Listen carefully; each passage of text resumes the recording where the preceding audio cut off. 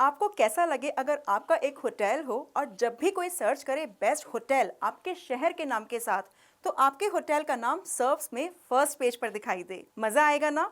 इतने सारे सर्चेस, इतने सारे प्रॉस्पेक्ट्स, बिना किसी मेहनत के ही आपका बिजनेस चमक जाएगा। अब अगर आप ऑर्गेनिकली फर्स्ट पेज पर लिस्ट करने की कोशिश करोगे तो इसमें बहुत टाइम लगने वाला है, पर अगर आपको ये रिजल्ट्स एक दो दिन के अंदर ही चाहिए तो ये बिल्कुल पॉसिबल है आपकी परफॉर्मेंस यानी पेड मार्केटिंग के जरिए।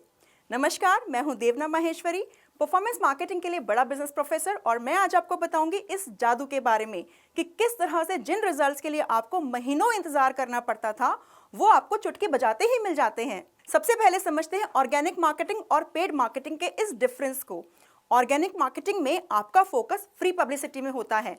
आप बेशक ऑर्गेनिक मार्केटिंग के लिए एक्सपर्ट्स को पे करते होंगे, पर आपके डायरेक्ट टू प्लेटफॉर्म कोई कॉस्ट नहीं आती। ऑर्गेनिक मार्केटिंग में आप कोशिश करते हैं कि आपकी वेबसाइट की रैंकिंग और रीच बढ़े, और इसके लिए आप कंटेंट पर मेहनत करते हैं। आपका ध्यान रहता है सोशल मीडिया पर, रिव्यूज पर और एसईओ पर।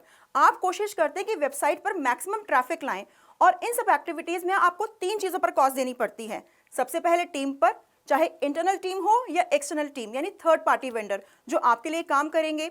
नंबर 2, टूल्स पर, जिन्हें यूज करके आप अपनी एक्टिविटीज को मॉनिटर कर सकते हैं या इंप्रूव कर सकते हैं। और अगर इनडायरेक्ट कॉस्ट की भी माने तो नंबर 3, टाइम पर, क्योंकि ऑर्गेनिकली अपने डिजिटल मार्केटिंग के गोल्स को अचीव करने के लिए आपको कुछ टाइम लगेगा। कितना टाइम लगेगा ये डिपेंड करता है आपके गोल्स पर। इन सब गोल्स को ऑर्गेनिकली कैसे अचीव कर सकते हैं इस बारे में आपने डिजिटल मार्केटिंग कोर्स के पार्ट 1 में समझा होगा। अगर आप नए हैं तब तो आपके लिए इनमें से कोई भी गोल इमीडिएटली अचीव करना इम्पॉसिबल ही है, और कई केसेस में अगर आप पुराने भी हैं तो भी पॉसिबल है कि आप अभी तक इन गोल्स को ऑर्गेनिकली अचीव करने के लिए स्ट्रगल ही कर रहे हों। ऐसे में पेड या स्पॉन्सर्ड मार्केटिंग बिजनेसेस के लिए एक वरदान की तरह है। इनसे आपको क्विक रिजल्ट्स मिल जाते हैं। क्विकली एक नजर डालते हैं कुछ पेड मार्केटिंग के एग्जांपल्स पर। आइए मेरी कंप्यूटर स्क्रीन पर देखते हैं। ये मैंने सर्च किया है web hosting services India Google में।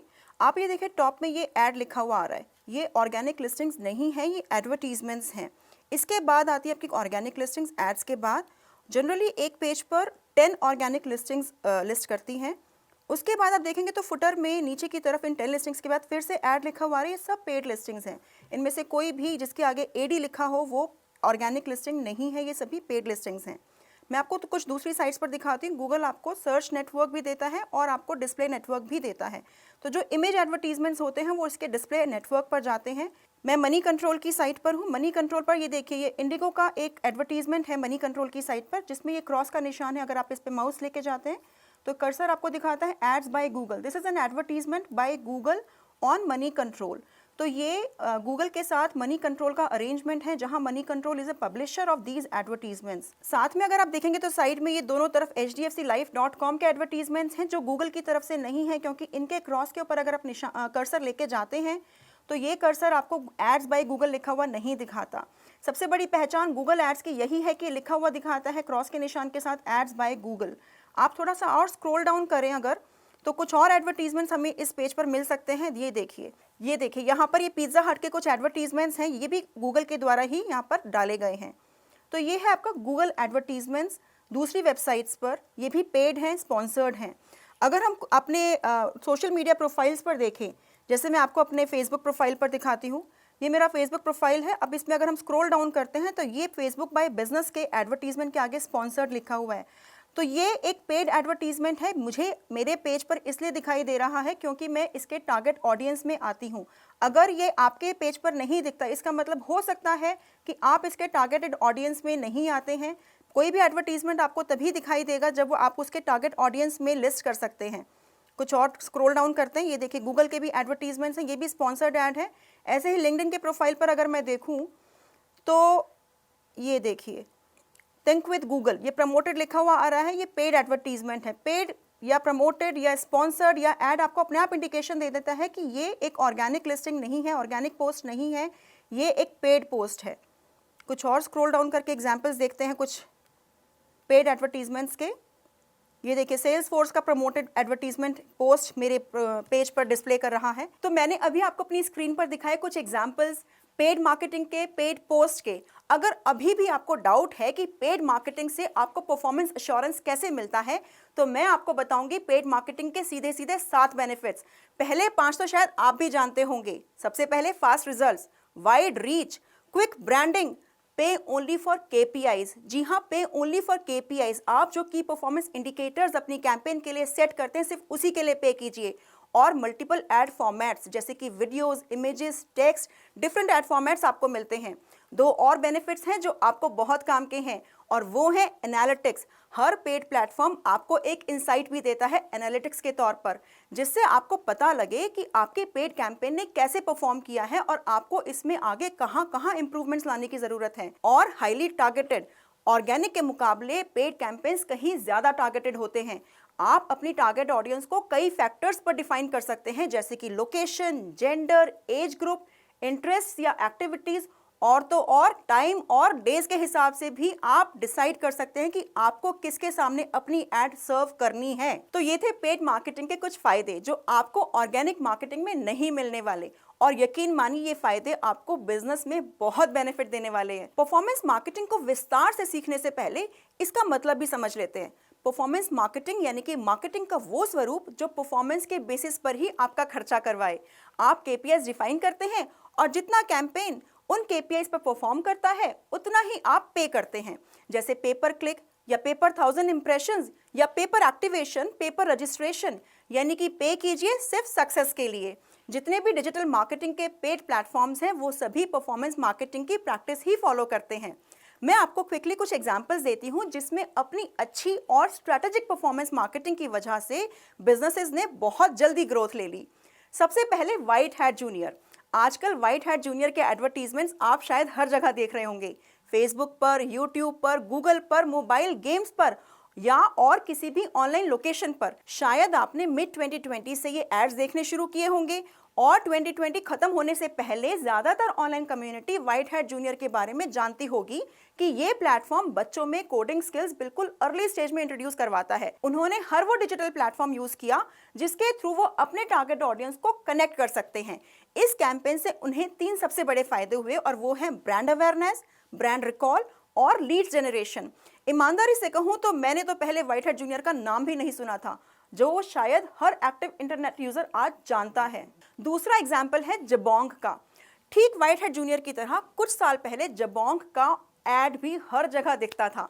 गूगल पर, फेसबुक या कोई भी ऑनलाइन वेबसाइट जिसका ट्रैफिक ज्यादा था, सब पर जबोंग के एड्स दिखते थे। और जबोंग ने शायद इंडियन मार्केट में बहुत जल्दी रीमार्केटिंग की इंपॉर्टेंस को समझ लिया और बहुत खूबसूरती के साथ इसको यूज किया। इस तरह जबोंग रातों रात लोगों का फेवरेट शॉपिंग ऐप बन गया था। नंबर 3, जे शेट्टी। जे शेट्टी ने बहुत बढ़िया तरीके से सोशल मीडिया की ताकत का फायदा उठाया था। ये एक मॉडर्न संत यानी मॉन्क हैं, और ये पर्सनल ग्रोथ पर मोटिवेशनल स्पीकर भी हैं। ये एफबी पर, इंस्टाग्राम पर और यूट्यूब पर हैं, और कॉन्फ्रेंसेस में शिरकत करते हैं और पॉडकास्ट भी रिलीज करते हैं। इनके 2.5 करोड़ से ज्यादा एफबी फॉलोअर्स हैं, 60 लाख इंस्टाग्राम फॉलोअर्स हैं, और इनके वीडियोस के 700 करोड़ व्यूज हैं। आप समझ सकते हैं कि ये अपनी स्ट्रॉन्ग परफॉर्मेंस मार्केटिंग की बदौलत ही वर्ल्ड वाइड इतने फेमस हुए। Number 4, Craftsvilla. शुरू में क्राफ्ट्सविला की वेबसाइट भी अप टू मार्क नहीं थी। इन्होंने एक इंडियन एथनिक वेयर के लिए मल्टी स्टोर ई कॉमर्स बनाया था और अपने फंड्स को पेड मार्केटिंग में झोंक दिया। इनको इसका डायरेक्ट बेनिफिट मिला और इन्होंने अच्छा रेवेन्यू जनरेशन किया। पेड डिजिटल मार्केटिंग के सारे प्लेटफॉर्म्स इन्होंने बहुत अच्छे तरीके से यूज किए थे।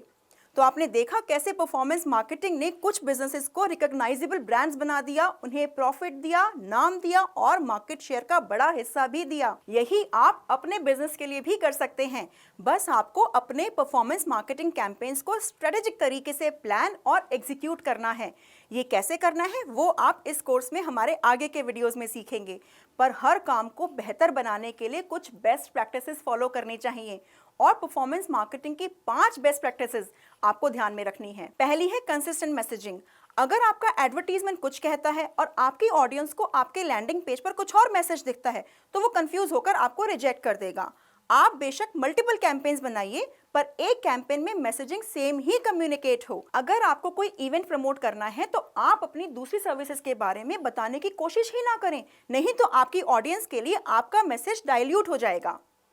दूसरा है टारगेट राइट ऑडियंस। जैसे मैंने पहले भी कहा था कि पेड मार्केटिंग की एक खूबी है कि आपको अपनी टारगेट ऑडियंस बहुत निश लेवल तक सिलेक्ट करने का मौका मिलता है। अगर आप अपनी टारगेट ऑडियंस बहुत वाइड रखते हैं तो शायद आप ज्यादा बजट स्पेंड कर देंगे, और अगर बहुत टाइट रखते हैं तो शायद आप सभी प्रोस्पेक्ट्स तक नहीं पहुंच पाएंगे। नंबर 3 है मेक कन्वर्जन्स इजी।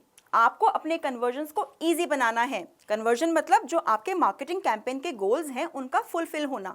जैसे अगर आपका कैंपेन का गोल है मैक्सिमम लोगों को इवेंट के लिए रजिस्टर करवाना, तो जितने लोग आपके कैंपेन की वजह से रजिस्ट्रेशन फॉर्म भरेंगे वो होगा इस कैंपेन का कन्वर्जन। तो इंश्योर कीजिए कि कन्वर्जन्स ईजी हो, ना बड़े बड़े फॉर्म्स हो, ना ही लंबे टेक्स्ट हो, और ना ही बहुत सारे पेजेस हों।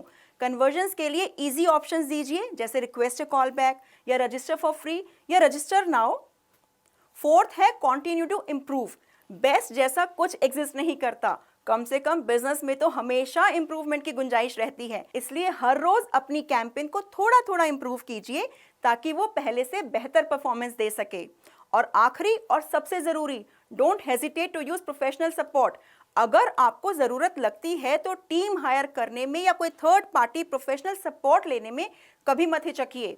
आप अपने बिजनेस में एक्सपर्ट हैं तो जरूरी नहीं कि आप परफॉर्मेंस मार्केटिंग कैंपेन्स रन और मैनेज करने में भी एक्सपर्ट हो। सो आउटसोर्स इट। हमारी आगे की वीडियोस में आप परफॉर्मेंस मार्केटिंग के कॉन्सेप्ट्स को अच्छे तरीके से समझकर अपने बिजनेस को नई ऊंचाइयों तक लेकर जाइए और अपनी सक्सेस स्टोरीज हमारे साथ शेयर कीजिए।